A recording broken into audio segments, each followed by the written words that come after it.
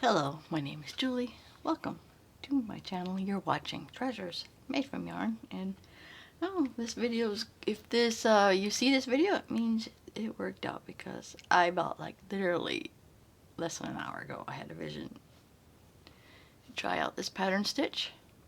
It might not even be new, so without further ado, let's see how this looks like. So obviously you can use about any yarn or any hook size for this. Just happen to be using a 6mm. We can see that. This feels like I think it's pretty sure acrylic, but it feels like cotton, so kind of like it. So we're going to make a chain. I think we're going to make a chain of this that's dividable by 3 plus 1. So we are going to start out, we're just going to chain 31.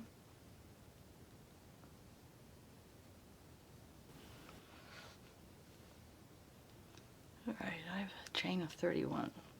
So, what I was thinking. So on the second chain from the hook, we're going to put in 2 single crochets. So that would be an increase.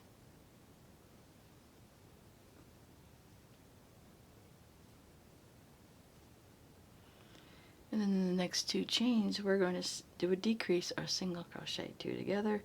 So that's when you insert a hook in your stitch, pull up a loop, put your hook in the next stitch, pull up a loop, and then you yarn over and draw through all 3 loops.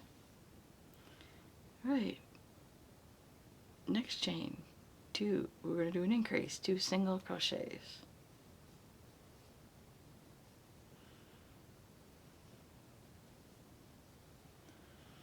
Then the next 2 stitches or chains, we're going to do single crochet decrease.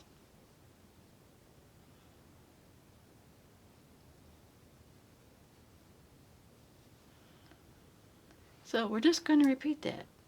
Next chain, 2 single crochets.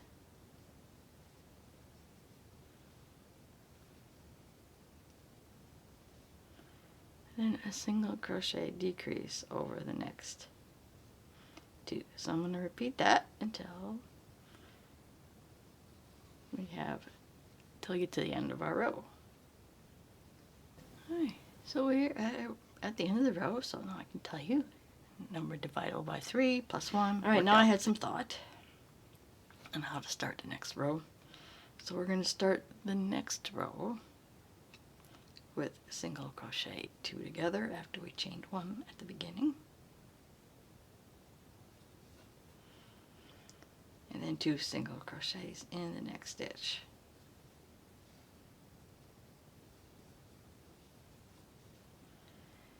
Single crochet 2 together.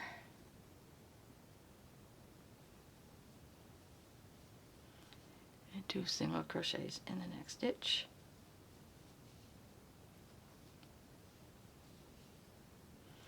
Alright, I'm going to repeat that until the end of the row. Alright, I reached to the end of that row. So we're going to chain 1 and start this row like the foundation row. 2 single crochets in the first stitch. And 1 single crochet and single crochet 2 together. And then we put 2 single crochets in the next stitch.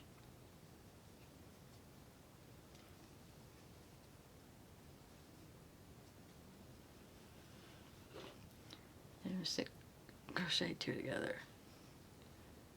So I'm going to repeat that until the end of the round. Okay, so we are at the end of this row, and then we're going to chain 1, and then we're going to start this row with the decrease. So we're a single crochet 2 together, and then 2 single crochets in the next stitch.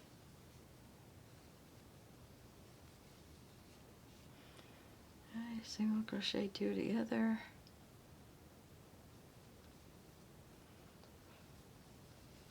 and then 2 single crochets, repeat that to the end of the rope. Alright, so I just finished that row. So you do the last 2 rows we just did is 2-row repeat. So I'm going to do a few more rows and see what this pattern is going to look like. I have a feeling that it's going to slant, but I'm going to do many more rows and then we're going to see how this pattern is going and see how it looks like. Okay, so now I've done a few more rows, and as I suspected, it's going to slant. So that obviously that makes sense because we're decreasing on one end and increasing on the other. So this makes an interesting textured slanting pattern. Now, if you wanted to go the other way and kind of make it zigzag, what you do is you would repeat the last row that was done, where in this case I had started with an increase, which was the 2 single crochets and then single crochet 2 together. In this case we would just repeat the side that was decreasing in, slanting in, chain 1. And then instead of starting this row was initially starting with a single crochet 2 together, decrease, we will start this row with an increase.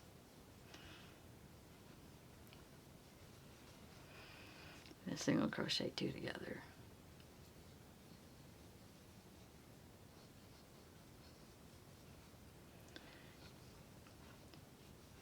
Two single crochets and then single crochet 2 together.